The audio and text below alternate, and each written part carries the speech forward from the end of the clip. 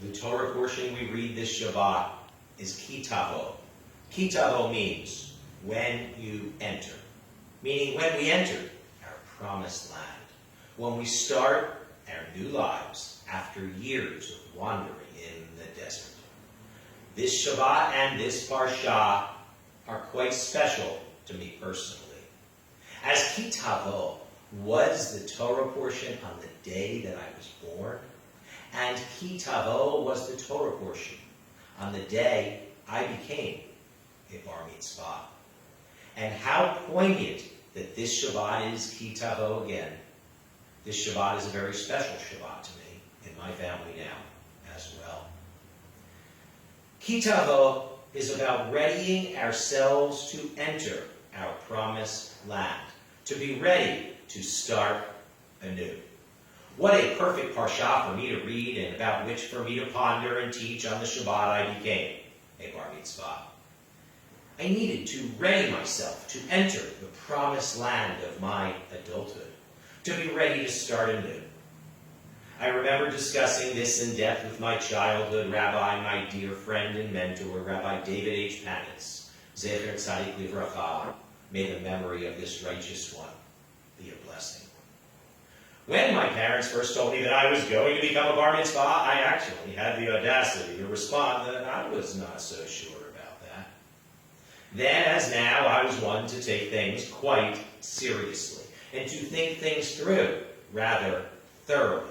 I understood then that becoming a bar mitzvah meant that a boy was to be standing up there in front of his family, friends, and extended community and proclaim that he was agreeing to continue the covenant with God.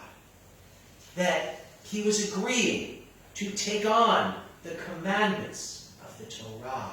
That he was agreeing to become a responsible adult in the eyes of Judaism. Becoming a bar mitzvah means becoming a son of the commandment.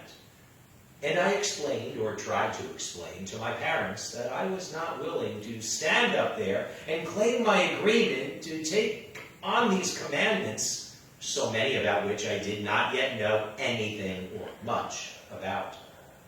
My parents were not particularly pleased with my being so difficult. But they did agree to let me schedule to meet with Rabbi Panitz to discuss this further. This was but one of many serious conversations I had over the years with Rabbi Panitz, and much to his credit, he always took the time and effort to discuss with me. He helped me further delve more deeply into the commandments of the Torah, and with further study, investigation, evaluation, and pondering, I actually came to feel quite strongly about my agreement with the Torah. And thus my parents were quite relieved when I told them that yes, I would proudly make a commitment to do my part to continue the covenant and to become a bar mitzvah. Most 12-year-olds do not take this or other matters so seriously. But those who knew me then and even know me now knew and know that I have never been an ordinary 12-year-old or anything else. Thus, here, then, came the time for me to be delving deeply, in particular, into Parsha, Tavo. As I studied Tavo, when you enter, I realized how poignant it was for this to be my bar mitzvah Torah portion. I was, after all, in a way, in the midst of readying myself to enter the promised land of my Jewish adulthood, and I had much to do to so be ready. I was ready to leave behind the wandering in the desert my childhood and start my new Jewish adulthood. I dug further into Tavo. And one particular lesson from this parsha that resonated with me when I became a bar mitzvah was how when we settle in our promised land, we are to give of our first fruit. We are to acknowledge that we are blessed to have that which we have because of God. And we need to show our appreciation and not take for granted that which we have. And thus we give our first fruits to God. We need to appreciate all that God has done for us. We need to realize that what we have is not actually even ours. Our time here in this mortal realm is but temporary. What we have for us is but temporary. All we have, we are but borrowing from God for the short term.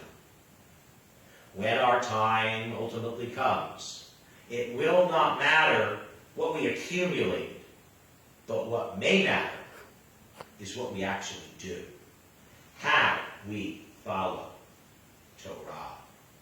How we are to be good. How we are to do good. How we are to bring more good into this world. How we are to do more mitzvot. That was the essence of my lesson, so many years ago. To take this now to another level, while we should all be grateful for all we do have, I did not see when I was younger, but I do see at least somewhat better now, that so many people do seem to need these lessons here to teach them to have gratitude and not take for granted. There is much with which we may have become so accustomed, but we must not be so accustomed that we take for granted.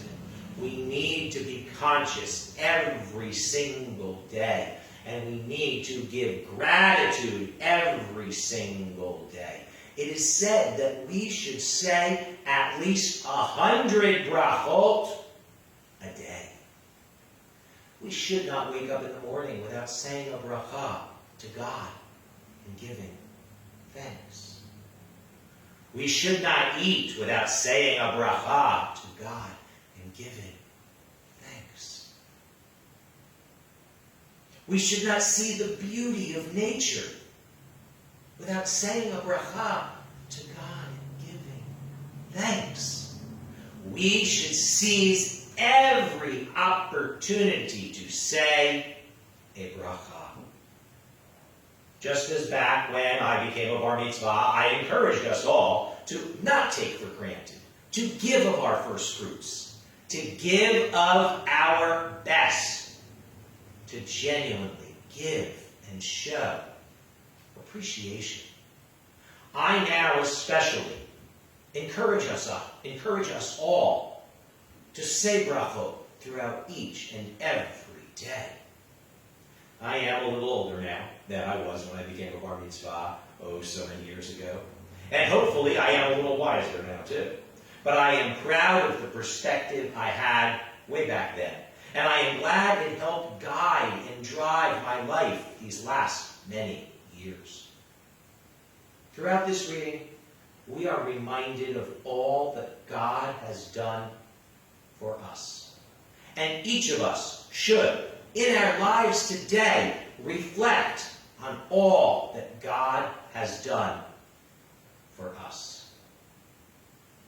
Each of us should give thanks to God each day in so many different ways.